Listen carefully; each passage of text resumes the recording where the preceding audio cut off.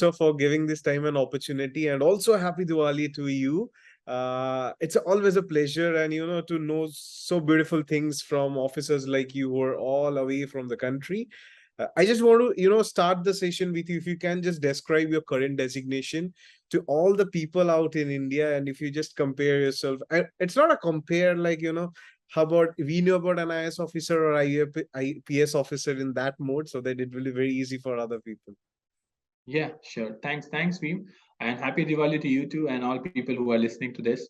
So yeah, I am presently in Washington D.C. My designation here is Second Secretary. I work in the Commerce wing here, so I am Second Secretary Commerce in Embassy of India, Washington D.C. So I'm also doing interpreter course here, and that I can explain later on. So I can tell you that we are very much the part of Indian Civil Service, and we are doing the same kind of work that IPS and IAS people do, but we stay outside India. We do come to India as well, but most of our work is outside India. सही है sir जैसे मैं कुछ दिन पहले एक video देख रहा था जैसे इंडिया में कहीं भी जगह पे अगर कुछ हो रहा है let it be in Chennai Bihar Calcutta और Mumbai any places being an IFS officer do you need to point out things what are happening in that so that the embassy of that country is also being concerned? Do you need to follow up on things like that? Yeah, of course. So we are diplomats, and our whole you can in a nutshell you can say that we are the relationship managers between two countries. So whatever happens in India, we need to be updated about it because the world is so fast. So कहीं भी कुछ भी हो रहा है, so everybody is following news. Social media is so viral. So anything good or bad happening travels very fast. So we need to know that to respond to these events. अगर कहीं कुछ भी हो रहा है and so we have regular meetings with our interlocutors so यहाँ पे जो फॉरेन मिनिस्ट्री होती है so in which ever country we are posted we generally have interactions with that country and we have an interlocutor so even India has a foreign ministry it's called MEA so different country embassies interact with like their desk officers so their interlocutors so we keep meeting them and we keep updating them with developments from our side and sometimes there is request from their side as well to explain a certain situation because like things on social media can be so one-sided right so they need to know the government position and what is happening so we like at least like major events which are happening which are affecting India we are generally supposed to know everything and in this respect the Ministry of External Affairs keeps updating us as well it keeps sending us classified documents, our government of India stands, and our position, so that we as diplomats uh, do not speak our own views. We have to speak the government of India views. So it is very important to be very unbiased and to know what's the government stance because end of the day we are representing government of India and by through government of India. So you were talking about social media. There's one thing I want to connect. Nowadays social media is becoming powerful very rapidly. You also know that. We also know that, है ना? Just I want to talk a deep inside to it. Like, do you feel being a bureaucrat in coming futures, social media will be more powerful than the leaders, like a president or a prime minister of a country? I mean to say, if we can just connect it more precisely, like a person who owns the social media, like the owner of Twitter, Facebook, that person will be more powerful than a prime minister or president of any countries because he will be having all the data. So anything will happen like that? So very intriguing question, Beam. So social media is definitely in, and it's very very powerful. And to realize its full potential, so at least all embassy of India across the world have a media officer, and sometimes like their major job is to see what's happening on the social media, to respond to people because a lot of people do not have email IDs, but they definitely have Twitter, Facebook, Instagram, and things like that. So they put in requests to us on social media as well. So that's number one. That it's important. There is no denying the fact that it's growing powerful every day. But coming to your point of whether the media will become powerful than prime minister, like if you prime minister president. So you what you imply, I think, is that whether a private party will become powerful than a sovereign country. That would be really sad if that happens I'll tell you what, because a private sector like has underlying always has a motive of making profit, and governments have to do a lot of things besides looking after the economy. They have to look after the welfare and things like that. But you are right. In some places, unfortunately, media has been more powerful than their respective governments. But it's a very unfortunate thing. I think government should use media and social media especially to disseminate information and do good work. But I would be really sad if that day comes that CEO of a big company is more powerful than the elected leader or the designated leader of any country. It doesn't matter, a big country, small economy, big economy. It will be really sad. That sad day for me at least. So do you see these nowadays changes? Because एक जमाना होता था कि पूरे देश में एक ही channel होता था. If we talk about India, I remember my childhood, that was Doordarshan, जिसमें कृषि की चीजें आती थी. जब कभी कभी हमें समझ भी नहीं आता था हो क्या रहा है, बट हम देखते थे क्योंकि टीवी था, है ना. Cut to nowadays, government things are being promoted through, I would say, influencers, content creators, YouTubers. Do you like this concept, or what do you think? Like, is it because one point of time people used to think, cheese nahi dena chahiye tha, only this platform should go on. How do you look into it? Yeah, so I also grew up in that environment जहाँ पे I think दो ही channel होते थे. I think DD1 और DD2 बोलते थे. हाँ हाँ हाँ. बाद में DD मेट्रो को हटा के फिर DD न्यूज आ गया था. But those things are things of the past, right? उस समय तो बस टीवी ही होता था. People didn't have mobile. People didn't. I don't know if YouTube was there or not, but people didn't use YouTube. But now everything has changed, okay, and everything has changed for good. So you cannot say that अब ये सब लोगों को सब कुछ पता चल रहा है, ये नहीं बताना था, ये बताना था. See, technology is like, जब हम ऐसे बचपन में भी लिखते थे, technology is a boon or bane. So it depends how you use the technology. I would say like definitely बहुत अच्छी बात है, development हो रही है, everybody knows everything. But मतलब I don't think technology ने कुछ बुरा किया है. मतलब it's on people who decide कि अब technology का क्या हो रहा है, कैसे यूज हो रहा है. Like information dissemination is definitely good, but unfortunately misinformation is also disseminated through these channels for various kind of reasons. But I think like government using social media is not a bad thing, because many a times जैसे पहले क्या होता था, government of India की किसी भी government की scheme है, लोगों को पता ही नहीं होती थी. मतलब like government cannot be present in every nook and corner of the country. And if people are more educated now, they are more informed now. So if they know that okay, this is what the government is doing, so they can demand and they can put in their queries and they can put in their complaints. So I think, and there are people like who do not listen to news, but maybe they listen to someone who is good in acting, who is an influencer basically, who puts out entertaining stuff. And if that person puts out government's message, so that is for the good only, because ultimately the idea is to make the information available to more people. So whatever channels are there, it should be done. I think it's for the good of people only, because in government, like in any government, uh, in addition to doing good, it is also necessary to showcase that you are doing good, so that people should know that justice is being done and things are moving in the right direction. Now let's go, 20 years down the line, 30 years down the line. How was your childhood? Where you were born and brought up? So I am from Patna, Bihar. I always stayed in Patna. I did my schooling from Patna. I did my schooling from a school called BD Public School. Uh, it's, uh, it's in the center of Patna actually. Then I did my 12th. So I did my 10th till 10th in CBSE board. Then I did Bihar board, because there was a college at that point of time, Patna Science College, which used to offer intermediary studies till 12th. It's equivalent to plus two. I did from there, and that was the last time I stayed in Patna permanently. So after that, I moved to IIT Roorkee, and I did my engineering in civil engineering. Before that, I was also part of Super 30. Super 30 is a program run by Mr. Anand Kumar. He's a very devoted teacher. He's a So, maths teacher. so you So I directly was met part him. of that. You directly met him under Anand sir.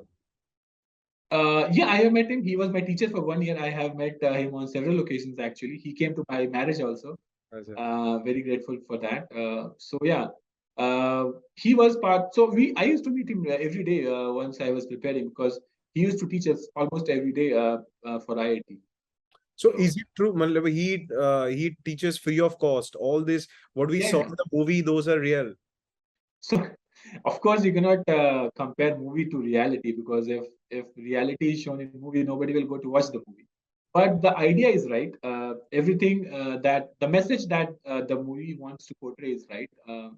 That there is a selfless teacher who wants to do good for the society and for the economically backward sections of society. And he's doing good. He has made lives for many people, including me. I don't know I would have been here where I am if I didn't go through the paths that I did. And one of those was IIT, and I was in Super 30 before going to IIT. So yeah, I think it's great. A movie is definitely more imaginary, but the idea is there. Idea is the same. Sir normal लोग कहते हैं कि जो IIT के बच्चे होते हैं बहुत टैलेंटेड होते हैं तो आईआईटी के बच्चे ऐसे यूपीएससी क्लियर कर लेते हैं ये सच है नहीं यार मतलब ऐसा तो नहीं होना चाहिए, वो नहीं होता है एक्चुअली। अगर तुम सीधे नंबर्स की भी बात करो, आज के दिन में 20 से ज्यादा आईआईटीज हैं, ठीक है। जब नए आईआईटीज नहीं भी खुले थे तो 5,000 बच्चे तो आईआईटी में हर साल जाते ही थे, ठीक है। हर साल 5,000 बच्चे ग्रेजुएट, मतलब अब के दिन में 10,000 बच्चे तो ग्रेजुएट कर ही रहे हैं हर साल आईआईटी से, ठीक है। यूपीएससी में सीट्स होती है 700-800, ठीक है। उसमें से इंजीनियर्स ज्यादा होते हैं, इंजीनियर्स की संख्या काफी ज्यादा है, 60-70% इंजीनियर्स होते हैं। फिर भी कितने हो गए, 400-500। अब समझ लो हर साल 10,000, अब 10,000 जब उस साल ग्रेजुएट कर रहे हैं, कुछ लोग तो वेट भी करते हैं, अगले साल देते हैं, दूसरे साल देते हैं, तीसरे साल देते हैं। इन्हीं की किसी भी गिवन ईयर में कम से कम, अब मान लो कि सारे ग्रेजुएट जो हैं आईआईटी के, वो एग्जाम नहीं भी दे रहे यूपीएससी का, कुछ भी नहीं तो 15,000 आईआईटीएंस तो हर साल एग्जाम लिखते हैं ना, 15,000 मिनिमम। उसमें से इंजीनियर्स होते हैं 400। अभी आईआईटी के नहीं होते, मान लो कि मेजोरिटी आईआईटी के होते हैं 200-250 होते हैं। तुम सोचो 20,000 से 200 लोगों का हो रहा है, then still the number is less, right? It's not कि just because you have that tag of being from IIT आपका हो जाएगा, because frankly I think UPSC has nothing to do with where you come from. It is so humbling experience. It just brings you down. It's like almost everyone is at the same racing, मतलब same start line पे होते हैं। The more you do in that particular year, the better reaps you'll get. There's no way that you're coming from this place that you will have an advantage. Nothing like that happens. so like for IITians also UPSC is not a smooth way Smooth way, for some time it was. So they changed the format for some 2-3 years, I think, in which they brought a CSAT. So UPSC has three steps. First is prelims exam, second is mains, and then interview. So prelims is the first stage. If you don't clear prelims, you don't go to write mains and go to interview. So prelims में क्या हुआ था? Prelims पहले 200 marks का होता था, only 200 marks, and it was all GS. GS is general studies, in which they can ask questions from anything under the sky. कि ये चीज हुई, इसके बारे में तुम्हें, मतलब there are objective questions, but they are very random. It's very difficult to get more than 100-120 any year. कभी कभी तो 70-80 नंबर भी लाना मुश्किल होते हैं, उसमें नेगेटिव मार्किंग भी होती है।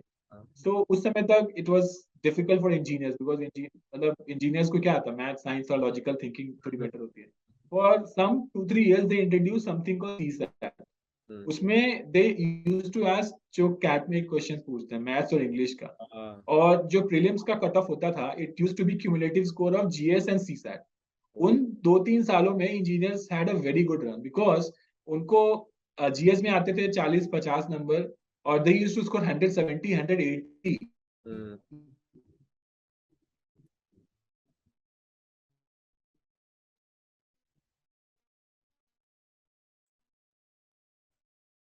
तो क्यूमुलेटिव स्कोर है, मार्क्स नहीं आते थे। Sorry, I think I lost you. So no.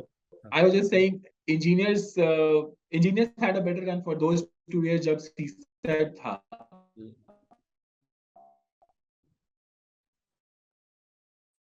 But now it has been equal now. Can you hear me, sir? Yeah, I can. Okay. So sir, अभी बिहार की बात चल रहे थे, you come from Bihar. Recently, I was watching an interview of Sushant Singh Rajput. He was also from Bihar. He was telling, how I grew up. I also come from a middle class family and वगैरह. तो he was telling कि लोगों को लगता है ना कि जब शोहरत मिल जाती है, फेम मिल जाते हैं, you are one of the successful person, you have a lot of money, money gives you happiness, etc. stuffs. Cut to many people looking at you or other IFS officers thinks that he has become an IFS officer, उनके लिए तो जिंदगी एकदम sorted है. Is that true? तो Sushant was telling that time कि मैं चाहता हूँ हर कोई पैसे वाले बन जाए, हर किसी को शोहरत मिले तो उनको पता लगेगा कि जिंदगी क्या होती है. Do you feel that? कि जो बाहर से लोग आपको देखते हैं, the reality is different? So, first of all, I think happiness has nothing to do with money. Happiness is a state of mind. So, कोई आदमी बहुत अमीर भी हो सकता है, बहुत दुखी भी हो सकता है, और मतलब minimum bare means तो होने चाहिए. Definitely, I wouldn't say like people who cannot afford दो वक्त की रोटी will be very happy. But beyond a point, money doesn't increase your happiness. It's your state of mind. आप हमेशा ज्यादा की कोशिश करते रहेंगे, हमेशा आप दौड़ में ही बने रहेंगे. So that's the difficult thing. Like I am IFS officer. I have government takes good care of their officers. I'm posted in US. And like I have a good quality of life, but I can still complain that I don't get to see many Indians. Like I feel so lonely here. I do not get to speak my language very frequently here. I am, like there are many complaints that I can bring about in my even today's life, and that is true for everyone. किसी को कितना भी दे दो तो there is never enough. So I would say definitely happiness तो खोजने से मिलती है. Happiness, पैसा is definitely important. How people view is definitely important. And in this respect, I like to bring back that social media concept here. So people generally go by the social media of people कि भाई social media पे बहुत अच्छे photos डाल रहे हैं, बहुत अच्छे captions के साथ, he must be very happy. But social media is like only the bright side. Okay, nobody would put like I'm like some people actually do, but nobody will put that. Oh, I met with an accident today. I am feeling sick today. I had a bad argument with my colleague today. Things like that. Nobody puts that on social media. People only, it's just the tip of the iceberg, and that's what people think is the reality. सब कुछ लोगों के लिए सही भी होती है, but I would say people are very delusioned by the social media, and that is exactly not true. People think that they just keep visiting here and there, they don't work, things like that, but that's not true. Like anybody who is putting anything on social media, it's just like 0.001% of their life. So do not judge them by that. I think sir, social media is one of the biggest honey trap. And we all fall on that by any chance if we talk in that purpose. Yeah, that's I true. will give you a live example. जब भी मैं ये करने वाला था तो मेरे को ना अचानक मेरे ट्राइपॉड गुम हो गया. तो I was not able to find कि ये लैपटॉप कहाँ पे रख के करूँ. तो मैं अभी 2 तकिया रखा, उसके ऊपर लैपटॉप रखा, देसी जुगाड़. But somewhere we will also not show this कि this is how I am doing it. Exactly. That's So that. exactly, और अभी तो pandemic में everything went online, so it is so easy to put a virtual background or say, okay, I am sitting in a hotel in I don't know Europe, and even if you are sitting in India, like people can do anything, right? And like it's very easy now. Like if you want to uh, like like mislead people to look at you in a like, oh, I am someone, but that's just sad that people do that, like to make them look good in other people's eyes. That doesn't bring good to anyone actually. Exactly. So let's come to some questions from your service, sir. Just I was studying somewhere that as we see our recent Prime Minister Narendra Modi ji, he travels to many parts of the globe. Okay, so somewhere I was studying that this international relationship is helping India for the personal development. Our country is getting in a good space if we talk about the geopolitics or other parts of the country. So do you believe that क्योंकि जो layman concept होती है ना, हम तो ऐसे बोल देते हैं अरे मोदी साहब घूम ही रहा है, what's the use, सरकारी money. Can you describe how actually this helps relationship affair management? How does it Yeah, help? exactly. So people who say that prime minister is just traveling and enjoying, again, just seeing the social media and one side of it. Because imagine, like I'll just give you small examples. For someone traveling from India to US, it takes 15 hours, and there is a 9.5 hours of time zone difference. And you can definitely not sleep uh, on next 3 4 days till the time you come to US. You cannot sleep in the night, and you will feel sleepy in the daytime. Hmm. For a minister, for any minister for that matter, who travels just for 2 3 days, okay, he comes to US and he has all his meetings in daytime because he has to meet leaders here, right? He cannot be just like, I will just meet you at 2 a.m. in the night, because he is also the prime minister, president, or minister of this country. To maintain that energy is very important. First of all, like, it's not a leisure tour that you're coming, or I'm just going and visiting Europe, and Also I'm at just, that age. that age is very important. Like, even like people, I would consider myself relatively younger, but I also, whenever I go back to India, I take 2 3 days to acclimatize there and to that time zone, and I get tired. I cannot function efficiently on that day. That is number one. Number two is, you should know that whenever a prime minister visits, like prime minister of India is the highest executive authority. Whenever the prime minister visits, he visits with a delegation. Okay, it's not that the prime minister is just coming. Okay, I am just visiting. He comes with his team, his prepared team from MEA, from PMO, and they have good understanding of what needs to be done. And prime minister, for that matter, does not travel on his whims and fancies. Okay, Uh, we as embassies of India keep sending requests to PMO, to Prime Minister office, that okay, we have a very good understanding going between, suppose, in field of medical, so vaccines going on. So if someone higher in the political chain comes and meets their leadership, it would send them a good signal, and it will show that India is serious about this in relationship, or this understanding. So Prime Minister is the epitome of leadership. So whenever he comes, it just solidifies our negotiation buying chip. So we are saying to the foreign office here, okay, we want to jointly develop a vaccine. Would you be interested? They're saying like, yeah, okay, yeah, I think that's fine. Many other countries have also reached us, so let's see how it goes. So, but this is just a diplomat reaching out to the foreign office. Imagine a prime minister comes and he says to their president, and then it becomes really important because they have talked at the highest level. These are the people who will take decisions. hmm. So to show the importance of a relationship, to show seriousness in partnership, it is very important that political visits do happen, and these are planned way ahead of time. It's not that prime minister tomorrow decides, I want to go visit US, will come. These are done sometimes years in ahead, and there are many countries which do not which foresee that okay, the prime minister visit has not happened in say 5 years. It means that this country is not viewing us as important. So any country which we want to increase our strengthen our relationship, it's very important that someone senior in the political leadership visits. And if it's the prime minister, it's the best. So it's very good for relationship between two countries if the prime minister visits that country. Sir, I have realized one thing in life. Everybody who's sitting in the higher chair is extremely hardworking. जो हम ऐसे ही बोल देते हैं कि अरे वो तो मजे कर रहा है, but I don't think that's the reality, because after meeting so many bureaucrats, I've understood this one thing कि you actually can chill out if you're sitting in a higher post. You are actually binded with so many things. So like you have met so many cabinet ministers and have experience. How is the reality? How are they, like, if you just can share? No, they are really hardworking people who have a good public face, who just say that, who will always keep smiling in public to show that they are having a good life.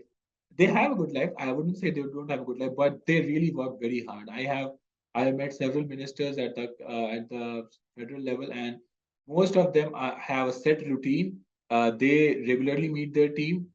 They definitely compromise on their sleep. That I can assure. Hmm. Uh, they uh, they regularly take updates because these are not specialists, so they wouldn't know the technical details of many things.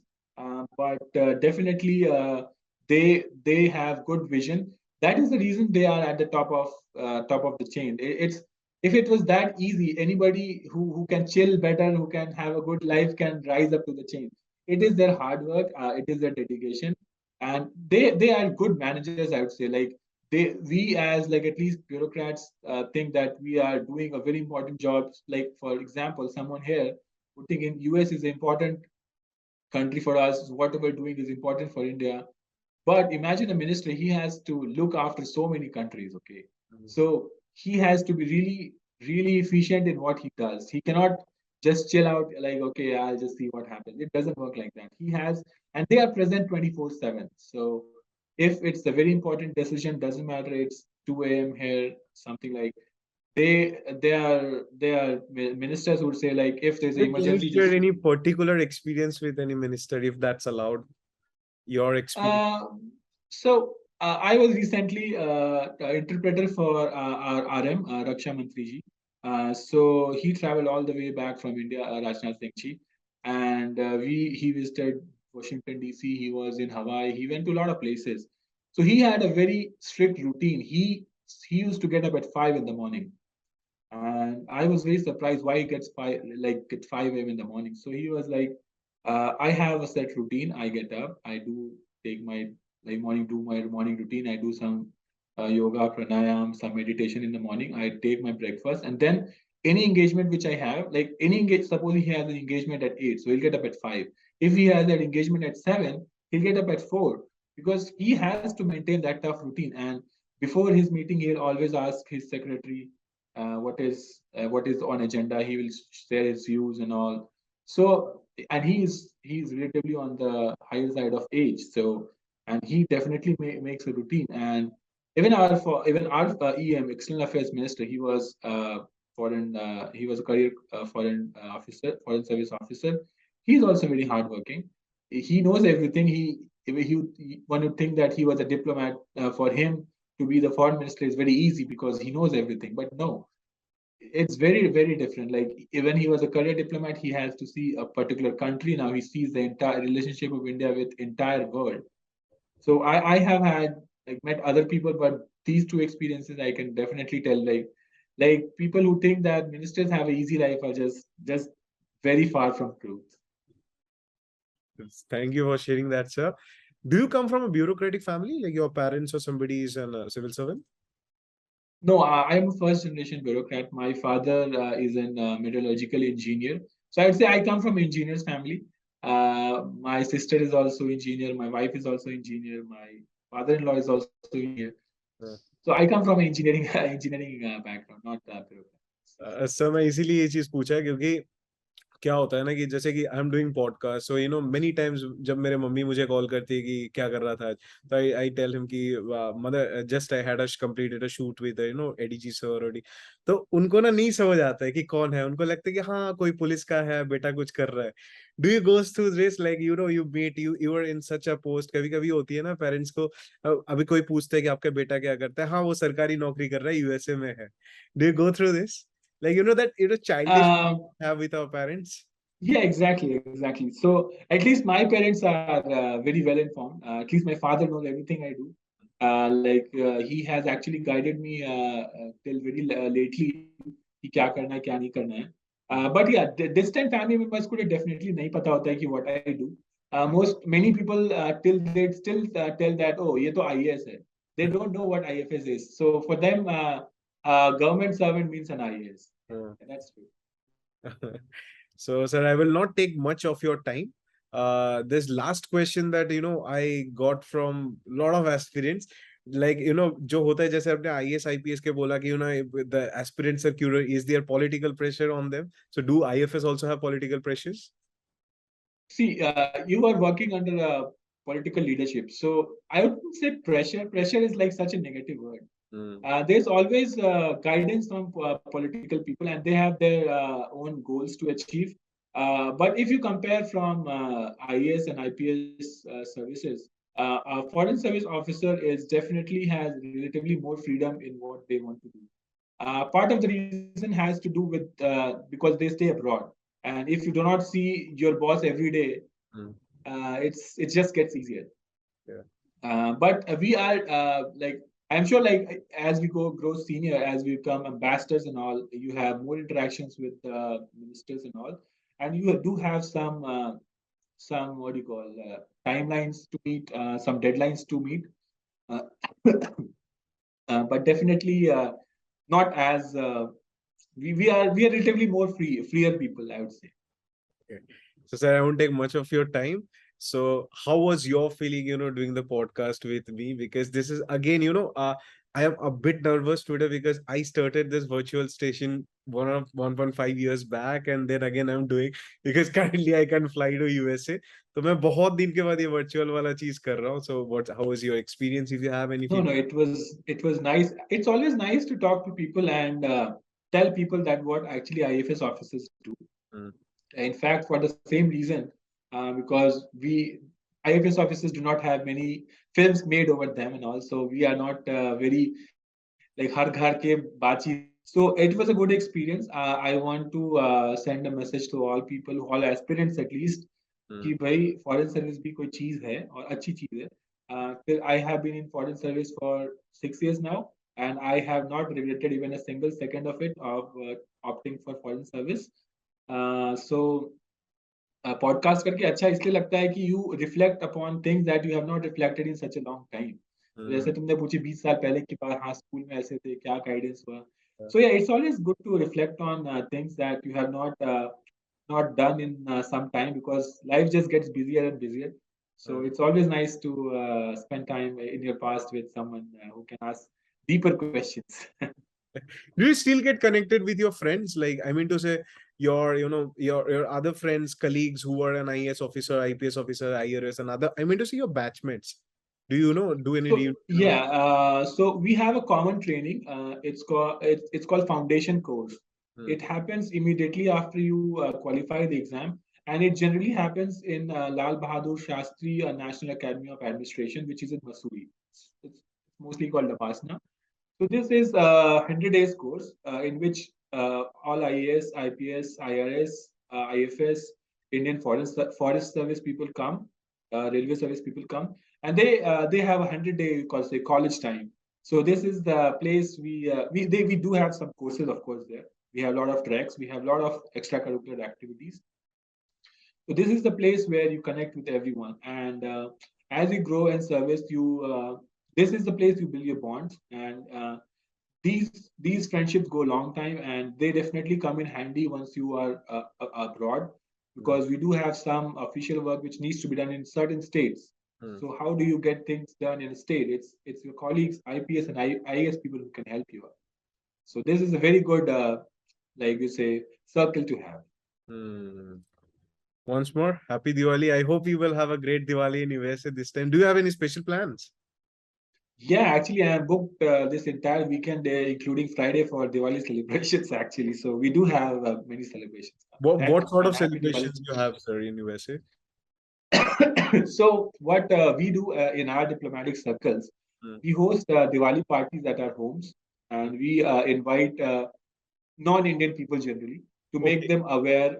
Yeah, so it's part of, you say, not part of the essential job, but it is one of our jobs to promote Indian culture.